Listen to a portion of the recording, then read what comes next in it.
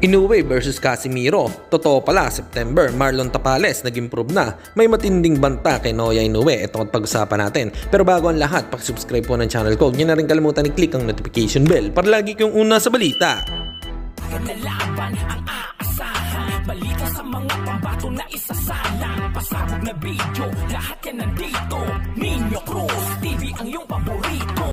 Pag-usapan nga po natin mga kaboxing, Marlon Tapales sinabing maganda ang kanyang kondisyon at nag-improve na daw di umano ang kanyang stamina, durability, punching power at quickness. Pagdating daw sa December, sisikapin niya na maging mas magaling kay Naoya Inoue. I will be ready to be Inoue's worst nightmare. Yan nga ang sinabi ni Tapales. Samantalang naibahagi naman ng brother coach ni Cuadrolas na si Jason Casimiro patungkol sa laban ni Casimiro at Inoue. Ito nga't panoodin natin ang naturang pahayag. September 2024, Casimiro versus Inoue. Alam na, boss man ha? Ayusin mo. Mga blockers dyan ha? Tapos December.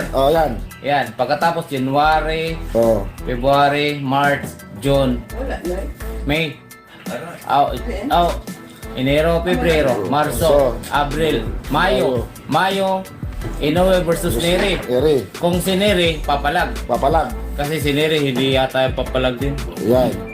So, Tapos, June, July, August, September. Ayan, September. Nandyan yung Casimiro versus Inoue. Ayan. Tapos, tayo naman, Enero, Pebrero, Marso hanggang September na. Hintayin na natin si Inoue. Mas marami pang mababasag yung ulo. Si Inoue na lang dito. Yan ha guys ha? Yan po. October. Pero nasa September yan. September. Gusto mo ng ticket mo. Ayan po. September. Kasi pagka December, yun. Pag makuha natin si Naoya Inoue, Casimiro versus Naoya Inoue 2.